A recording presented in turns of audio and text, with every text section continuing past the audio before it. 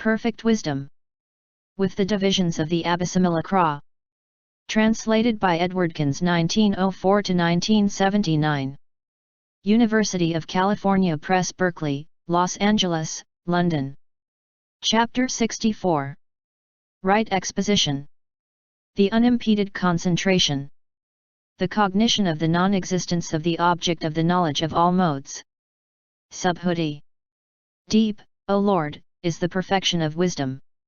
Doers of what is hard are the bodhisattvas who set out towards full enlightenment, and who, although no being is got it, nor the concept of a being, nevertheless for the sake of being set out towards full enlightenment. The bodhisattva, who would wish to reach the knowledge of all modes for the sake of beings, would be just like a man who would wish to plant a tree in space when space can give no ground for its support. The Lord. So it is, Subhuti, so it is.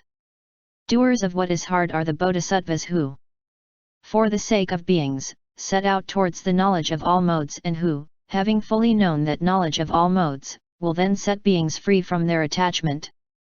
The unimpeded concentration. Just as it, Subhuti, a man would want to plant a tree. At first before it is planted he would not know the root of that tree, nor its branches, nor its trunk, leaves, flowers, or fruits. Having planted the sapling, he would from time to time look after it and water it.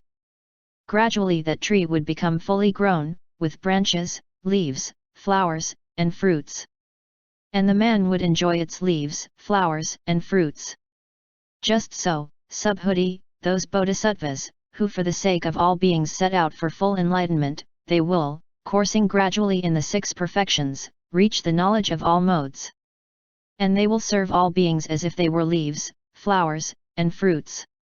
Here, Subhuti, a bodhisattva acts like a leaf in that thanks to him beings are liberated from the three states of woe.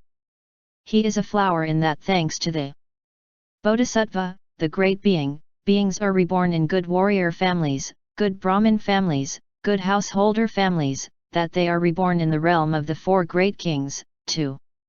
Among the gods of the realms of neither perception nor non-perception. The bodhisattva, the great being, is a fruit in that, after he has reached the knowledge of all modes, he establishes those beings in the fruit of a stream winner, too. In the enlightenment of a Pratyeka Buddha. It is thanks to just this bodhisattva, this great being, that they reach the knowledge of all modes, and when they have reached it, they will also serve all beings as if they were leaves, flowers, and fruits. And those who give them donations, they all will gradually reach the final nirvana through the three vehicles, i.e.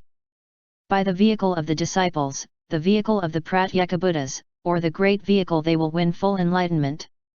And although they do not conceive of any being or the concept of a being, they will set free those beings from their attachment to themselves.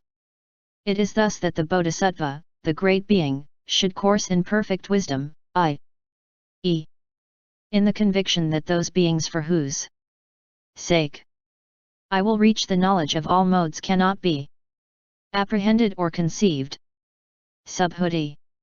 That bodhisattva, that great being, should verily be known as a Tathagata. And why?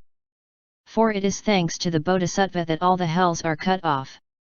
All animal births. All worlds of yama.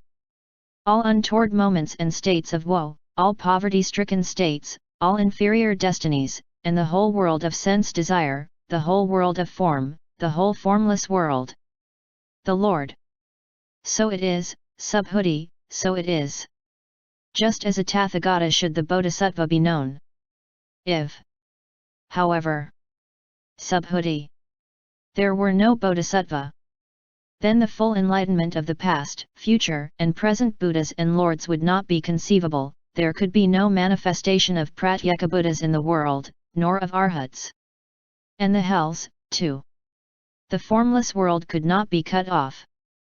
Moreover, Subhuti, when you say that just as a Tathagata should the bodhisattva be known, so it is, Subhuti, so it is, just as a Tathagata should the bodhisattva, the great being, be known. And why? Because that suchness through which the Tathagata is conceived, that suchness through the Pratyeka Buddha and all holy men, through which form, too, Consciousness, as well as the conditioned and the unconditioned element are conceived, they are all just that suchness. Therefore is it called suchness. When he has stood in that suchness, a bodhisattva, a great being, will reach the knowledge of all modes. That is why he may be called a Tathagata. By this method should the bodhisattva, the great being, be known as just a Tathagata, when suchness is taken as the standard. It is thus, Subhuti, that the bodhisattva, the great being, should train in the perfection of wisdom which is suchness. He then trains in the suchness of all dharmas, and perfects it. Then he will win the development of sovereignty over the suchness of all dharmas. Become skilled in the faculties of all beings. Gain the skill in perfecting the faculties. Cognize that all that concerns beings is their own work, perfect the cognition which results from resolve, and purify the cognition of the 3 periods of time. Coursing in the pilgrimage of a bodhisattva, he will work the wheel of beings. Purify the Buddha field, reach the knowledge of all modes, turn the wheel of Dharma, establish beings in the 3 vehicles, and lead them to the realm of nirvana which leaves nothing behind. It is thus, Subhuti, that the bodhisattva, the great being, on seeing all these virtues and advantages, should raise his own thought to full enlightenment, and likewise that of others. Subhuti. Worthy of homage, O Lord, by the world with its gods, men, and asuras are those bodhisattvas, great beings, who course in this perfection of wisdom as it has been expounded. The Lord. So it is, Subhuti, so it is. Subhuti. How much merit, O Lord, does the bodhisattva, the great being, who has had his first thought of enlightenment, beget when for the sake of all beings he wants to know fully the supreme enlightenment? The Lord. If, Subhuti, all beings in the great Trikhilakosm, as many as there are, would be established on the level of disciple or Pratyekabuddha, would, then, these beings beget much merit? Subhuti. Much, O Lord, much, O well gone. An infinite merit, O Lord, a boundless merit, O well gone. The Lord. Yet the merit which would result from all beings in the great Trikhilakosm becoming followers of the disciple or the Pratyekabuddha vehicle is infinitesimal when compared with the equipment of merit of the bodhisattva who has had his first thought of enlightenment. And why? Because the disciples and Pratyekabuddhas have been begotten by the bodhisattvas, whereas the bodhisattvas, the great beings, have not been begotten by the disciples and Pratyekabuddhas. And the same holds good if all those beings were endowed with the virtues of the disciples and Pratyekabuddhas. Because the virtues of the disciples and Pratyekabuddhas have been begotten by the bodhisattvas, and not the other way round. And the same holds good if all those beings were established on the stage of right insight, or on the stage where they become one of the clan, or on any other stage up to the stage of a Pratyekabuddha. And likewise if they had all entered on a bodhisattva's special way of salvation, then their merit would be infinitesimal compared with that of a bodhisattva, a great being. And if again all beings in the great